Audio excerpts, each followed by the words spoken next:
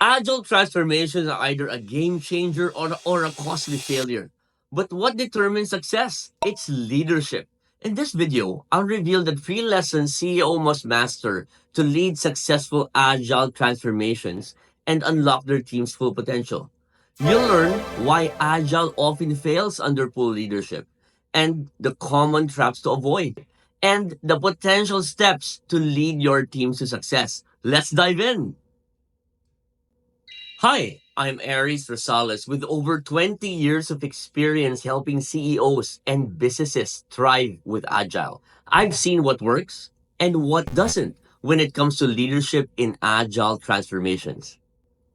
Lesson number 1, lead by example. The first lesson is to lead by example. Agile isn't just a framework or methodology, it's a mindset.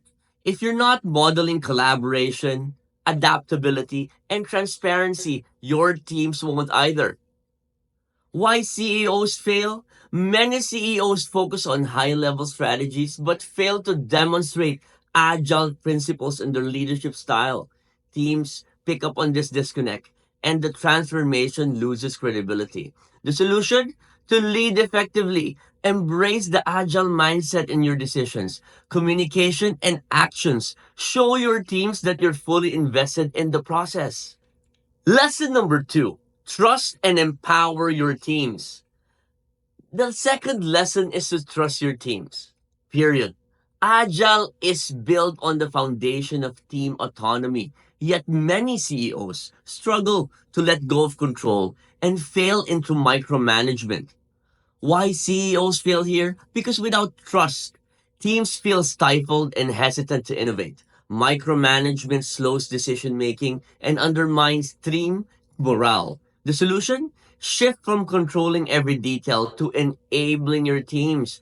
Provide a clear vision, remove obstacles, and let them figure out the how. Empowered teams deliver their best work. Lesson number 3, focus on the value, not the output. The third lesson is to focus on delivering value, not just completing tasks. Many CEOs measure success by outputs, like how many features are delivered, without considering the business impact. Why CEOs fail here? This output driven mindset leads to busy work that doesn't move the needle. Teams deliver features, but customers and businesses see little benefit. The solution? Refocus on outcomes. Prioritize initiatives that create measurable business value, enhance customer satisfaction, or drive growth. Use metrics like customer feedback, revenue impact, or team health to track progress. Real life example. I've worked with an executive who had problems trusting their teams. This was an executive from the US, which was the headquarters of this organization I was helping. And this executive moved to the Philippines, specifically in a big city in the Philippines, wherein they have an offshore location for the same company. It's not outsourced; it's offshore. And this executive had problems in terms of helping out, trusting the teams. Mainly, I think that because of the language barrier, the executive did not speak the local language in the area, and the executive only spoke English. Now, the executive, even because of this trusting problem, implemented a English only policy at work. This was a horrible idea. Why? Because looking back, now you have a team that has a EOP or English only policy and they cannot express themselves. When the executives there, they will speak English, but it's haphazard. It's not very sincere. And that's the truth. They did not bring their true self at work, and that was a problem. It demonstrated a lack of trust. Now, after shifting the focus from control to empowerment, and this was with constant focus group discussion and feedback sessions and skip level sessions with the team wherein I help out. as someone helping out improve their agile delivery, their team's delivery speed doubled and employee satisfaction skyrocketed. The control, being micromanagement, kind of remove that and focus more on empowerment. Empowerment also involve languages, speaking your languages when at work so that you can bring your true self. Now, this transformation started from the top, from the executive, and this is a recipe for success. To recap, the three lessons CEOs must master for agile success are leading by example, trusting and empowering teams, and focusing on value, not outputs. These principles will transform not just your teams, but your entire organization. If you found this helpful, hit subscribe for more leadership insights and agile strategies. Share this video with your leadership team and start a conversation about improving your agile delivery. Thank you for watching. Remember, agile success isn't about processes, it's about leadership. Master these lessons and you'll unlock the full potential in your teams. See you on the next video. This is my fifth video, and this is part of the outro. This is maybe one of my most favorite parts of the YouTube video creation. Why? Because I love creating an authentic channel with authentic videos that shows uniqueness in terms of experience. I was looking, for something that I know that I can teach. And this is something about agile and leadership, being an agile strategist. It's something that I know I've been practicing for the last 20 years. I continue to practice. And through the years, it has improved. And I had an opportunity to partner with a lot of executives and CEOs in my career. And I was able to coach and help them out and their teams to be successful utilizing Agile. Now, I love creating content to teach. That's something that I'm really, really passionate on. This part of the video, the outro, I want to be really authentic and unscripted. It's not I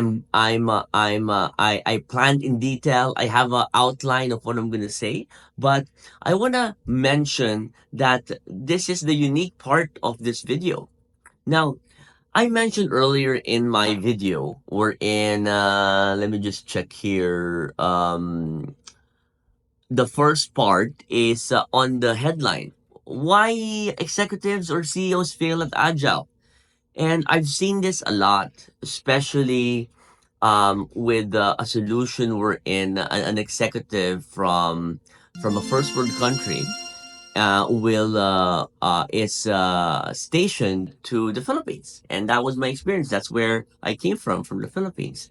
And this executive, a lot of them has never traveled to Asia, so when they travel, they're very very shocked about the culture.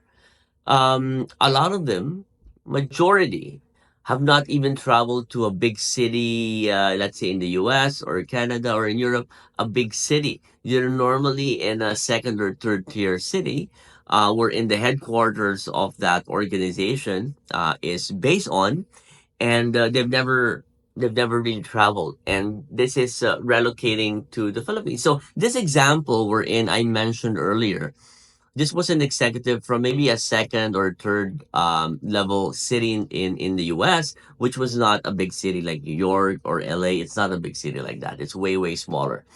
And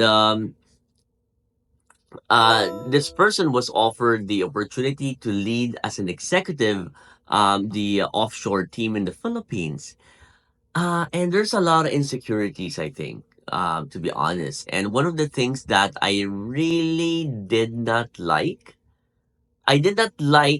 Im- this immediately, but over the experience, the number of months and years, the more that I learned about it, the more that I did not like it. Is what they did on EOP, or English only policy. And this is all over the place in the Philippines, in the outsourcing space. offshore outsourcing. They call it business process outsourcing. Why? Because they want to practice the English of the folks who work. Now, sure, it's a good thing to practice the English, right? But sometimes when they are not really at work talking to a customer, for them to express their truest self, their truest self, for them to be authentic, they need to speak the local language, right? If they and this happened a lot. I've experienced this a lot, and the bottom line there was the executive did not trust the people, and that was really bad idea. And that was one of the reasons why this executive was not successful and moved back to the U.S. Um, Bottom line, trust is very very important. I think on my line there earlier, lesson number 2, trust and empower your teams. Trust is very very important, because when you trust someone, when you trust your team, you actually empower them as well, and that's extremely extremely powerful. Think just from that example on the EOP, they did not empower the team. So that change, and then I think on the video earlier, what I mentioned here was um, principles that transform not just your teams but your entire organization. When you trust, when you empower, these principles transform not just your immediate teams but your entire organization. And this happened. The immediate team is about, I think, 500 to 600 employees, but when that shift happened on removing the EOP, bringing their truest self to work, the entire delivery center, which was at that time about 800 to 1200 employees, shifted, dramatically shifted. And that was a beautiful moment. Yes, beautiful moment. And again, it's because of trust. Those are the things that I have, and I hope that you found value in this video. I will continue to create more videos similar to this. But typically, my process is I'll create the outline and the script and all the details for the first 5 videos that I have, and I'll do it in bulk, and then I will deliver the videos and shoot them and edit them. I do the end to end. Like, I do the editing too. I'm also studying in editing. I'm not a pro. I try to focus on one item to improve every every video edit that I do. And thank you so much for supporting the channel. Please like and subscribe and share this with your colleagues and friends and leadership. We'll see you on the next video. Bye.